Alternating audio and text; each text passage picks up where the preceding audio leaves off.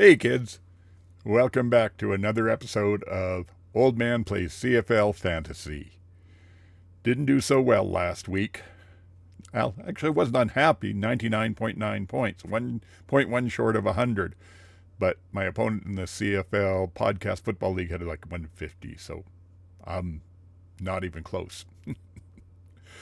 I'm going to say right at the start here, folks, if you're enjoying this, if you get anything out of it, advice, even a laugh, just take a moment and drop a like, please. That really helps us with the algorithm. We're trying hard to grow the channel here. I usually say this at the end, but everybody's tuned out by then. So give us a like. If you're feeling really generous, subscribe, drop a comment. All that helps. Get the news out to more people.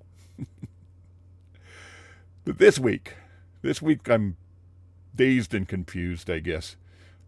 I've been looking through things. There's a few people out on the injury reports. It's a tough week to call. I'm just not sure. I'm thinking my quarterback receiver combo comes from either Hamilton, who's up against BC, or Saskatchewan up against that Edmonton defense. And there's things for both. So let's run through this. Oh, I'll also say I've got no idea at running back. I think Mills and probably somebody cheap. So let's get started on this. Just go through it game by game a bit. We start with the Thursday night game, which has Montreal going into Calgary. I'm not so sure on this one. Philpott's out. MBT is in, and who knows who he'll throw to. But if I'm going to take anyone on Montreal, it might be Sneed, who's getting himself like 4.5 catches a game, about 67 yards, and I think 1 touchdown so far. Or Speaker, although MBT didn't seem to throw to him so much. He has been averaging 7.8 catches a game, 67 yards, and a couple of touchdowns. So maybe. On the other side with Calgary, I'm going, I think, with Mills at running back, but I don't know from there because VA is playing very well, but they're up against a Montreal defense that's good, and VA spreads the ball around. So, Alfred seems like a good bet right now. And he's coming on lately, so that might be something to think about. We'll maybe have to consider him. I don't think I'm going to take VA, and otherwise, maybe Philpott. He's averaging 3.5 catches a game, no touchdowns though.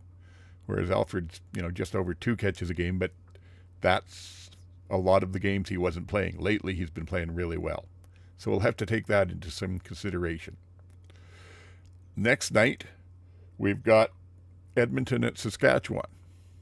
Edmonton, I think I'm going to stay away from by and large. Rankin, I don't see doing well against that Saskatchewan defense. Dunbar has looked not bad, but we've got a new quarterback in now. We've got Cody. So I don't know. I think I'll stay away from that completely. On the Saskatchewan side, like I said, I'm tempted to go with Harris there. Maybe team him up with Johnson, who's averaging about 5 catches a game, 70 yards, but only, I think, the 1 touchdown so far. Robicelli's a good one there. He's averaging about 3 catches a game that he's been in, and probably about 60, 70 yards when you take out the fact he didn't start the first few games. But the other one there is Dante Myers, who's only been averaging like a little over 3 catches a game, 54 yards. Not that impressive, but he's got, I think, 4 touchdowns now, something like that, 3 or 4. So possibly. And then that takes us on to Saturday night, where Winnipeg goes into Toronto. I like Mytel. He looks good. He's been playing well. He's averaging over 6 catches a game, about 64 yards, and he's 1 or 2 touchdowns. And then Coxie looks good too. He's averaging less catches, about 4 a game, but more yards and more touchdowns. So you might want to think that way. Winnipeg, Dembski always looks good. He's averaging a touchdown a game, about 5 catches, 75 yards, but he's probably too expensive for me to afford. Oliveira, I think I'll stay away from because I can't afford 2 good running backs, and I think Mills is going to do better. And then Wheatfall might be the other one, averaging 5 catches a game, 80 yards, but again, I think only the 1 touchdown so far. And keep in mind here for this game, the injury list shows Stanley Bryant did not participate. If he is out and they put in, I can't even remember the name of the turnstile they had in there last week, that could be an ugly night for Zach. Chatfield, is it? I think the DN that's blowing up for Toronto will probably take advantage of that. So keep that in mind when you're thinking Winnipeg receivers. And then finally, the last game, Hamilton goes into BC, which should be interesting. It's a long trip from the East Coast, but it's a 4 o'clock game, so that may have less effect. Bo could be my quarterback. I could team him probably with Kenny if I go that way. Kenny Lawler, who's averaging about 6 catches a game, almost 100 yards and a touchdown a game. So that's impressive. Tim White's also been good, but less touchdowns. A little more than 5 catches a game, about 60 yards, but only the 1 touchdown so far. And out in BC, well, Hatcher's still playing well. About 5 catches a game, 82 yards, 1 touchdown, I believe. And then the only other one that maybe steps out a bit is Barry Hill, 3.5 catches a game, few touchdowns, 50 yards. I guess maybe Katoy too. He's getting almost 6 catches a game, 50 yards, and better touchdown ratio than Barry Hill does. So we'll have to see. It's going to be a fun one. Let's fire up Pick'em on the old computer here and see what we come away with. Okay, so here we go now. We said we're going to start at quarterback. I wanted either Mitchell or Harris. Mitchell's 0.2K higher than Harris, 15 and 14.8. So I don't know, but Harris is going against a backup safety in Edmonton, and that defense hasn't been good. I think I'm going to indulge myself. I may regret this, but we're going with Harris, which means that we'll team him up with one of the Saskatchewan receivers. Myers at 10.2.